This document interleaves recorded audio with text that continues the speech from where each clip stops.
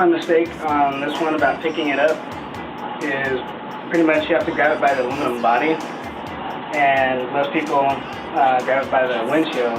Windshield is a very light substance that it's just supposed to deflect wind, so it doesn't support the weight of the rotor at all, and so you really don't want to touch it by this end.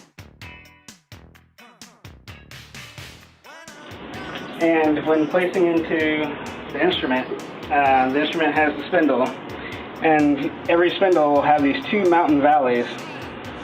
These are actually to secure the pins that are inside all rotors for the Avanti J series. And so that's another thing you have to take into account when you're putting it into the instrument. There are these two valleys. These valleys will line up two sets of pins for the JLA 8point1. There's always going to be a pin on either side, right and left. Just in case you can put it in any direction that you want to, the two pins will always either end up in the valley or on both sides of the valley.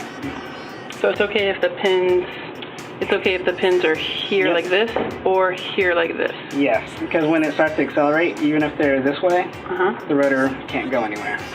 And even if they're this way, that's the preferred way, is for having one of the pins in between there. Not always you're able to get it in there because the weight of the rotor is about 47 pounds without anything loaded, so it's understandable if you can't really line it up because you're bent over like this, and it's kind of a stress on you. But either way, Science!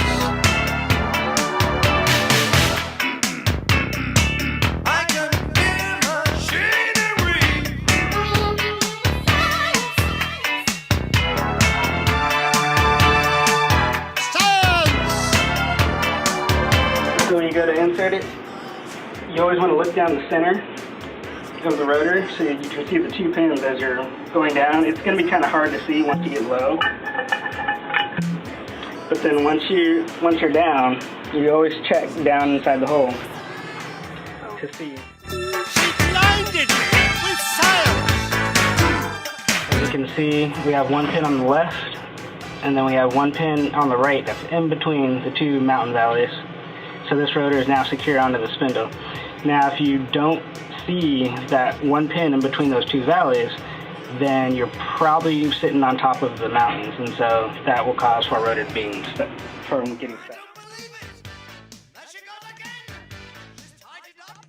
One problem that can happen with those two pins, do you want to get a close up? Oh, sure.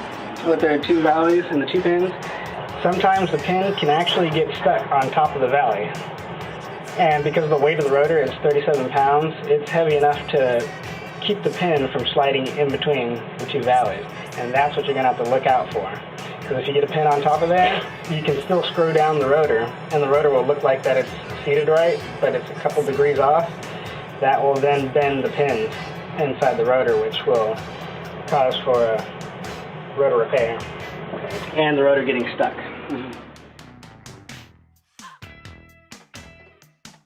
Here's when you put the lid on. You just put it down center so it feels like it's flush. And then you screw it down, hand tight. You don't want to crank it down like you're trying to clamp something very difficultly on. But Finger tight, right? Yep, just finger tight, because if you do it too tight and then you spin it up, then you probably won't be able to get it off, or you're going to have to require a wrench to do that. But just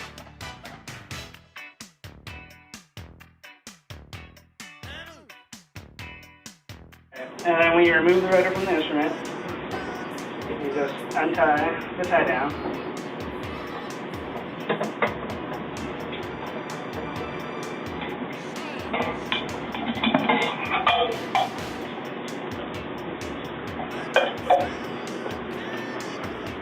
And then once you remove it from the instrument, you always want to grab from the aluminum body.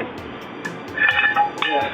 And then lift carefully and slowly, because you can bobble it around onto the sides, and then remove it. And then when you have a place to set it down, always just set it down straight down, never on the edges. And that's about it. Well, when you remove it, if there's any substance inside, you always just want to clean it when it's straight down like this, and then you can turn it over and let it drain out. Never have it on the side, but you can turn it over like this for the water to drip out, and for the safety of the sides. And also cleaning the rotor. A lot of people will clean the rotor on the sides of the sink, and they lift it up and put it on the side, and then clean it out, and then that causes the denting in every individual corner.